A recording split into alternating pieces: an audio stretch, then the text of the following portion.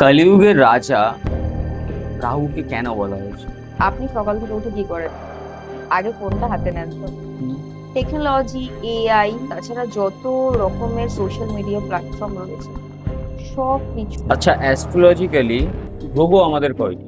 দেখুন, অ্যাস্ট্রোলজিক্যালি যদি আমরা বলি গ্রহ, তাহলে হচ্ছে আমি রাহুল, আপনারা দেখছেন অরিজিন। সাধারণত রাহু, কেতু, শনি এই তিনটি গ্রহ নিয়ে মানুষ খুব ভীত হয়ে পড়ে। আজকে জানবো আমরা রাহু, কেতু, শনি কি কি দিতে পারে, আপনাকে কি কি ছিনিয়ে নিতে পারে। তা আসুন আজকে সরাসরি কথা বলি প্রিয়াঙ্কা ম্যামের সাথে। আচ্ছা, অ্যাস্ট্রোলজিক্যালি গ্রহ আমাদের কয়টি? দেখুন, অ্যাস্ট্রোলজিক্যালি যদি আমরা বলি গ্রহ, তাহলে হচ্ছে নটি। আচ্ছা। ঠিক আছে, কিন্তু রাহু এবং কেতু এই দুটি হচ্ছে চাঁদের ছায়া। কিন্তু অরিজিনালি জিওগ্রাফিক্যালি যেরকম ভাবে প্ল্যানেট গুলো অবস্থান করে, সেরকম ভাবে কিন্তু রাহু কেতুকে আমরা কিন্তু সৌরজগতে দেখতে পাই না, বা সোলার সিস্টেমে আমরা কিন্তু রাহু কেতুকে দেখতে পাই না। ঠিক আছে, বা রাহু কেতুর উল্লেখও নেই সোলার সিস্টেম। এটা হচ্ছে চন্দ্রের ডান দিকের এবং বাঁ দিকের ছায়া হচ্ছে রাহু এবং কেতু। ঠিক আছে, এবারে ইউরেনাস, নেপচুন, প্লুটো এদেরও কিন্তু অবশ্যই মাহাত্ম্য রয়েছে অ্যাস্ট্রোলজিতে।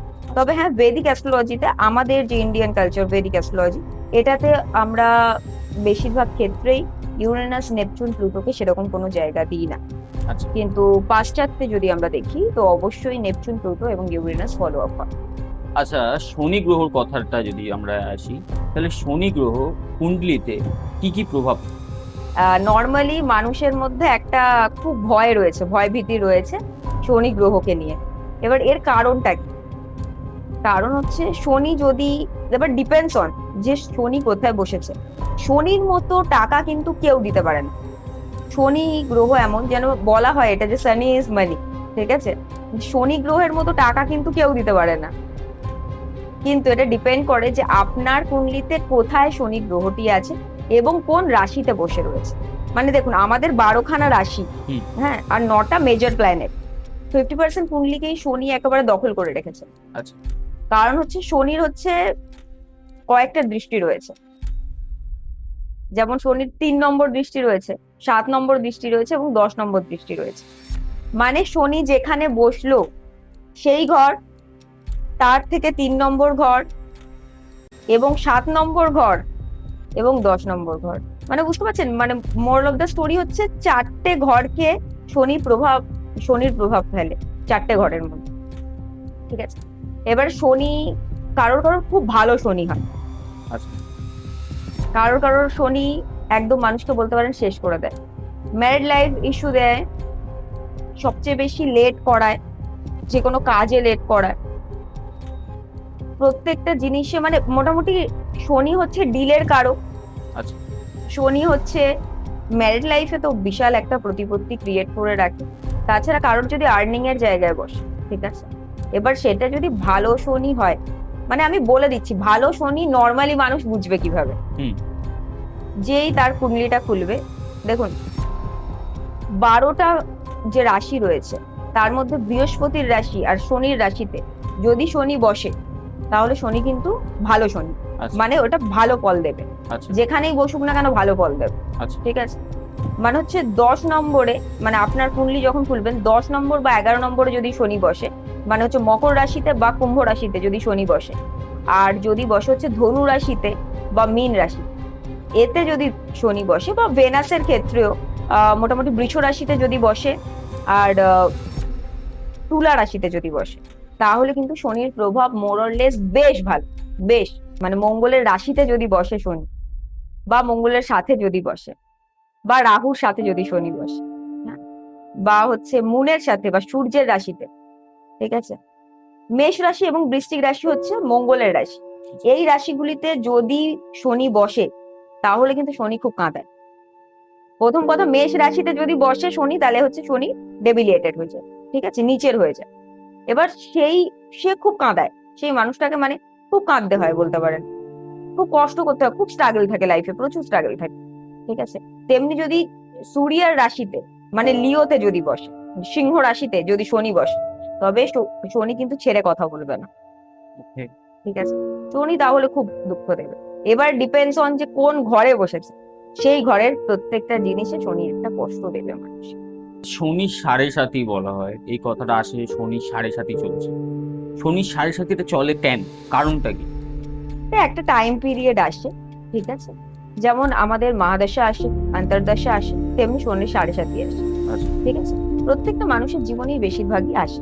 কিছু কিছু মানুষের ক্ষেত্রে শনির সাড়ে সাথী আসার আগেই সে হয়তো আর থাকলো না। মানে শনির সাড়ে সাথীটা যখন শনির সাড়ে সাথী আসছে, মানে কি কি প্রবলেম ফেস করতে হয়? তো শনির সাড়ে সাথীতে প্রথম যে জিনিসটা আপনি দেখতে পাবেন, যদি আপনার জীবনেও আসে বা যে কোনো মানুষের জীবনে আসে, প্রথম কথা খুব বেশি লেজি করিয়ে দেয়। আচ্ছা। তারপরে হচ্ছে জয়েন্ট পেন,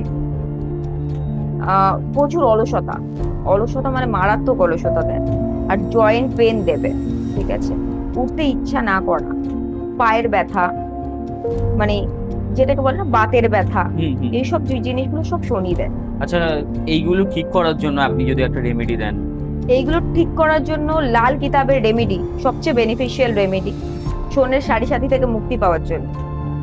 একটা 7 মুখী রুদ্রাক্ষ আপনি ধারণ করুন, 14 মুখী করতে পারলে তো আরো খুব ভালো কথা, আচ্ছা। 14 মুখী অনেক বেশি দাম, হুম। তাই জন্য অ্যাটলিস্ট 7 মুখী আপনি ধারণ করুন। আর 43 স্যাটারডে কালো তিল দিয়ে শনি মন্দিরে প্রদীপ জ্বালাতে হবে। সর্ষের তেলের প্রদীপ জ্বালাবেন, তার সাথে কালো তিল দিয়ে শনি মন্দিরে জ্বালাতে হবে। আর শনিদেবের কাছে হচ্ছে ক্ষমা চাইতে হবে, যে আমি কি ভুল করেছি, অন্যায় করেছি, আমি জানি না, কিন্তু ভগবান আমাকে তুমি ক্ষমা করো। ভগবানের কাছে ক্ষমা চাইলে তো আমরা ছোট হয়ে যাই না, না, না? সে তো অবশ্যই। কিন্তু এর থেকে প্রচুর, এটা লাল কিতাবের রেমেডি, এখান থেকে মানুষ খুব ভালো ফলাফল পায়। আচ্ছা, কিছু মানুষের যেরকম দেখুন শনিবার দিন অনেকের অফিস ছুটি থাকে না, তারা কি করবে? শনিবার দিন এটা সন্ধ্যাবেলায় করতে হয়। আচ্ছা। ঠিক আছে, আপনি অফিস থেকে আসার টাইমে করে আসুন, বা যারা বাড়িতে থাকছেন তারা বাড়িতে করুন। আর যারা মানে কোনো রকম ভাবে মন্দিরে যেতে পারছেন না, তারা বাড়ির ওয়েস্ট সাইডটা, যেটা পশ্চিম দিক, হুম। সেখানে এইভাবেই প্রদীপ জ্বালা। এবং শনি যে বীজ মন্ত্র আছে, ওম প্রাম প্রিম প্রিম শাহ শনিশ্বরায় নমঃ, আচ্ছা। এই বীজ মন্ত্রটা পাঠ করুন 108 বার।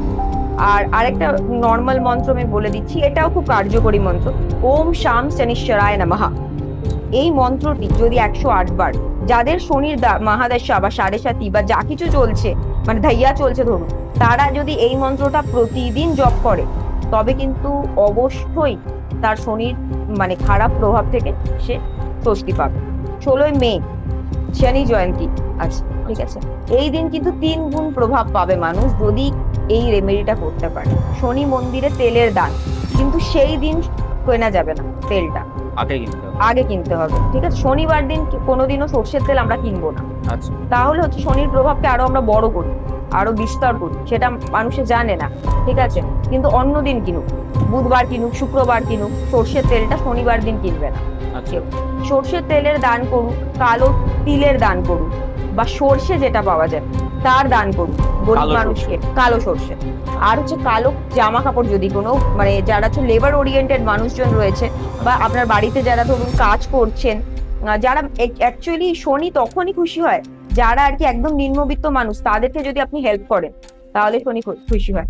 আর শনিকে ঠিক রাখার জন্য এমন একটা রেমেডি দেব আজকে, যেটা একদম বেস্ট রেমেডি, আর যেটা খুব ইজিলি আপনি করতে পারেন। ধরুন আপনি রিক্সায় চড়ছেন, আপনি র্যাপিডোতে চড়ছেন, হুম। আপনি অটোতে চড়ছেন, বা আপনি কোনো মানুষ যারা ধরুন বাথরুম পরিষ্কার করতে আসছে আপনার বাড়িতে, যারা কাজ করছে, এদেরকে শনিবার দিন আপনি কিছু টাকা দিন, বা কিছু দিন, যাই হোক কিছু দান করুন। আচ্ছা। এতে কি হয়, শনির প্রভাব আপনার জীবন থেকে কমবে, অবশ্যই কমবে, 100% গ্যারান্টি। আপনি বলতে চাইছেন যে দান ধ্যানের মাধ্যমেই শনিকে খুশি করা যায়? অবশ্যই দান ধ্যানের মাধ্যমেই খুশি করা যায়।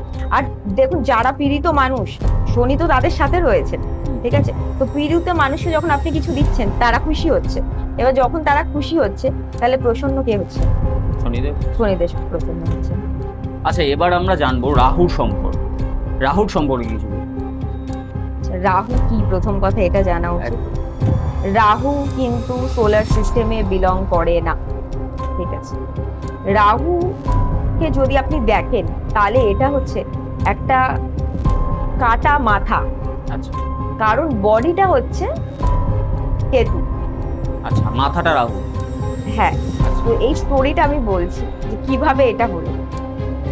সোয়ারভানু নামে আহ মানে আমরা সবাই মোটামুটি সমুদ্র মৈথনের স্টোরিটা শুনেছি। হুম। সমুদ্র মৈথন যখন করা হয় তখন যেমনি অমৃত ওঠে তেমনি বিষও ওঠে। বিষ আমাদের মহাদেব পান করেছিলেন, ঠিক আছে, তাই জন্যই উনি দেবাকা দেব মহাদেব। হুম। তো বিষ তো উনি পান করে নেয়, এবার অমৃত নিয়ে অসুররাও যেহেতু হেল্প করেছিল সমুদ্র মৈথন করতে, আর ভগবানরা তো ছিলেন। হুম। এবারে যখন দেব এবং অসুর এদের মধ্যে ডিসাইড করা হয়েছে অমৃত সবাইকে খাওয়ানো হবে, আচ্ছা। দেওয়া হবে। এবার অমৃত যে খাবেন তিনি কিন্তু অমর হয়ে যাবেন। হুম। এই সময় কি হয়, ভগবান শ্রীকৃষ্ণ মোহিনী অবতার ধারণ করেন। মোহিনী অবতার ধারণ করে উনি একটা লাইনে অসুরদেরকে বসিয়েছেন, মানে যত দেবতাগণ রয়েছেন তাদেরকে বসানো হয়েছে। এবারে উনি একজন রাক্ষস ছিলেন যার নাম হচ্ছে সোয়ারভানু। আচ্ছা। উনি খুব মাথা ওনার খুব ভালো ছিল, আচ্ছা। ঠিক আছে, ব্রেন পাওয়ার খুব বেশি ছিল। তো উনি সোয়ারভানু কি করেন, মানে দেবের মতো পোশাক আশাক ধারণ করেন এবং মানে দেবতাগণ যেখানে বসেছেন, ঠিক আছে, সেই লাইনে বসে পড়েন। আচ্ছা। এবারে সেই মুমেন্টে চন্দ্রমা মানে চন্দ্রদেব দেখতে পেয়েছে। যে রাক্ষস ওখানে বসে। হ্যাঁ, আচ্ছা। দেখতে পেয়ে গিয়ে বলছে, আরে ভগবান আপনি কি করছেন, তো অসুর। আচ্ছা। বলার সঙ্গে সঙ্গে ততক্ষণে না মোহিনী অবতার মানে ভগবান শ্রীকৃষ্ণ অলরেডি তখন অমৃত দিয়ে ফেলেছে, আচ্ছা। আর ওর গলা থেকে চলে গেছে এতটা। আচ্ছা। সেই মোমেন্টে যখন বলেছে, চন্দ্রমা যেমনি বলেছে অমনি উনি কি করেছেন, মোহিনী অবতার ছেড়ে দিয়ে মাত্র শ্রীকৃষ্ণের রূপ ধারণ করে ফেলেছেন, করে নিজের যে সুদর্শন চক্র দিয়ে কি করেছেন, গলা কেটে দিয়েছেন উনি। রাক্ষসী। হ্যাঁ, সোয়ারভানুর গলা কেটে দিয়েছে। আচ্ছা। এবারে সোয়ারভানুর গলা তো কেটে দিয়েছে, কিন্তু ওর তো বডিতেও চলে গেছে অমৃত ততক্ষণে। হুম। এই যে আহ রাহুর যে বডি সেটা হচ্ছে কেতু, আচ্ছা। কিন্তু কেতুর যে ক্যারেক্টারিস্টিক সেটা কিন্তু একজন সাধুর মতো, কারণ ওর কিন্তু কোনো দোষ ছিল না, যা করেছে ও তো মাথা দিয়ে করেছে। হুম। হুম। সেই কারণে রাহু খুব পাওয়ারফুল, রাহুর ব্রেন পাওয়ার প্রচুর বেশি, ঠিক আছে, কিন্তু রাহু হচ্ছে মানুষের বিভ্রান্ত সৃষ্টি করে, ইলিউশন সৃষ্টি করে। অ্যাকচুয়ালি রাহু হচ্ছে ছায়া প্ল্যানেট, হুম। যেটাকে আমরা দেখতে পাই না। এবার ভাবুন যেই জিনিসটা আমরা দেখতে পাচ্ছি না তাহলে সেটা কেমন হবে, ঠিক আছে, মানুষকে ইলিউশনে রাখা, ভ্রমে রাখা, এটা রাহুর কাজ। আচ্ছা, রাহু টাকা পয়সার দিক থেকে দেখতে গেলে রাহু কতটা কার্যকর? টাকা পয়সার দিক থেকে রাহু অনেকটাই বেশি কার্যকর, কারণ কলিযুগের রাজা বলা হয়েছে রাহুকে। আচ্ছা। হ্যাঁ, কলিযুগের রাজা বলা হয়েছে রাহুকে। আর রাহু যে কার্যকলাপ, দেখুন রাহু কোথায় বসেছে সেটার উপর ডিপেন্ড করে। হুম। কারোর যদি থার্ড হাউসে হুম। রাহু বসে আচ্ছা। কুণ্ডলিতে, হুম। থার্ড হাউস হচ্ছে এমনিতেই হচ্ছে একটা জিনিস করায় কি, এটা ভাই বোনদের সাথে অ্যাটাচমেন্ট করিয়ে দেয় বেশি। হুম। আরেকটা যেটা হার্ড ওয়ার্কিং বার, প্রচুর হার্ড ওয়ার্কিং বার। থার্ড হাউসে ধরুন কারো রাহু বসেছে, তার যদি শনি ভালো না থাকে তার কি হয়? দেখুন রাহু আর শনির ফল হচ্ছে মানে দুটোই ম্যালিফিক প্ল্যানেট, হুম। ঠিক আছে। রাহু ধরুন শনি ভালো নেই, হুম। ঠিক আছে, কিন্তু সেই মানুষ হার্ড ওয়ার্ক করতে পারে, হুম। কোনো অসুবিধা নেই। রাহুর জন্য করতে পারে, হ্যাঁ, মানে রাহুর প্রভাবটা তার কুণ্ডলিতে পড়েছে হ্যাঁ, বলেই সে সে হার্ড ওয়ার্ক শনি করতে পারবে, হার্ড কিন্তু ওয়ার্ক কি করতে বলতো, পারে। শনি যদি এখানে ভালো হতো হুম। তাহলে সে যেরকম ভাবে ইনকামটা করতো, হুম। যেরকম ভাবে তার আর্নিং হতো, হুম। সেই জিনিসটা কম হবে, হার্ড ওয়ার্কটা বাড়ি। এবার আমরা জানবো কেতুর সম্পর্ক। কেতুর প্রভাব কতটা কুণ্ডলির ওপর পড়ে? কেতুর যে ক্যারেক্টারিস্টিক্স হুম। সেটা হচ্ছে শান্তের মতো, সাধুর মতো ক্যারেক্টারিস্টিক্স। কেতু হচ্ছে ডিটাচমেন্ট, রাহু অ্যাটাচ করায়, আচ্ছা। কেতু ডিটাচ করে। কেতু যেই ঘরে বসে হুম। সেখানে থেকে ডিটাচ করে। ধরুন খরচের হাউসে মানে হচ্ছে 12th হাউসে হুম। কারোর কেতু বসেছে, হুম। তাহলে কি করাবে কেতু, বলবে ঠিক আছে খরচা হোক, কোনো ব্যাপার না, সে কন্টিনিউ খরচা করবে, খরচা করেই সে খুশি থাকবে। বলে কি হবে এত মোহমায়া করে, একদিন তো মরেই যাবে। কারোর যদি ফ্যামিলি হাউসে কেতু বসে হুম। তাহলে সে কিন্তু ফ্যামিলির সাথে থাকতে চাইবে না, সে বেশি কথা বলতে চাইবে না, তার ভালো লাগবে না আচ্ছা, বেশি কথা বলতে। শনি রাহু কেতু আপনাদের জীবনে কি কি প্রভাব ফেলতে পারে সেই ব্যাপারে আমরা বিস্তারিত জানলাম। এ বিষয়ে কিছু জানার থাকলে অবশ্যই কমেন্ট বক্সে জানান। প্রিয়াঙ্কা ম্যামের কন্ট্রাক্ট ডিটেলস ডেসক্রিপশনে আমি শেয়ার করেছি। আরও নতুন নতুন অরিজিনাল টপিক নিয়ে আলোচনা শুনতে আমাদের ইউটিউব চ্যানেলটি সাবস্ক্রাইব করুন।